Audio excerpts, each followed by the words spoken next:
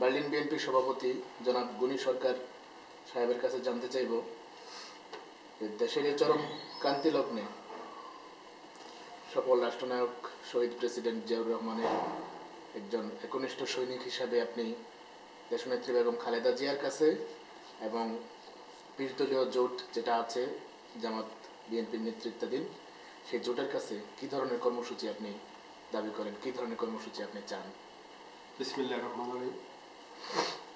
প্রথমে আপনাকে ধন্যবাদ এবং আমার সাথে যারা আজকের এই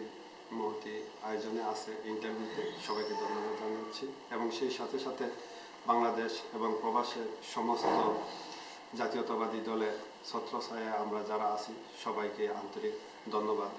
দেশের এই ক্লান্তি লগ্নে আমরা যারা বিদেশে আছি এবং যারা দেশে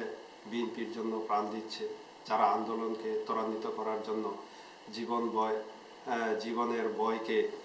পিছনে রেখে যারা সামনে এগিয়ে যাচ্ছে, আগামী দিনে আমরা এই আন্দোলনকে আরও বেগবান করব এবং আরও ত্বরান্বিত করব এবং সেই জন্য আমাদের আপসীন নেত্রী ২০ দলীয় ঐক্যজোটের নেত্রী, আমাদের প্রান্তীয় নেত্রী তিনবারের প্রধানমন্ত্রী জনাব বেগম খালেদা জিয়া আগামী ১৯ তারিখে সোহরাওয়ার্দী উদ্যানে যে কর্মসূচির ডাক দিয়েছে সেই কর্মসূচির মধ্য দিয়া যে আন্দোলনকে যেই কর্মসূচি দিবে সেই কর্মসূচি অনুযায়ী আমরা প্রবাসেও সেইভাবে আমরা আন্দোলন করব এবং আন্দোলনকে আমরা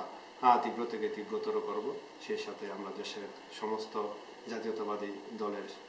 আন্দোলন কর্মীদের সাথে আমরা একত্রতা হয়ে আন্দোলনকে আমরা সুন্দর এবং সফল আন্দোলন করব এবং শান্তিপূর্ণ আন্দোলন করব, যাতে জনগণের ভোটের অধিকার ফিরিয়ে দিয়ে আগামী দিনে একটা তত্ত্বাবধায়ক সরকারের বা নিরপেক্ষ সরকারের অধীনে নির্বাচন দিয়ে আগামী দিনে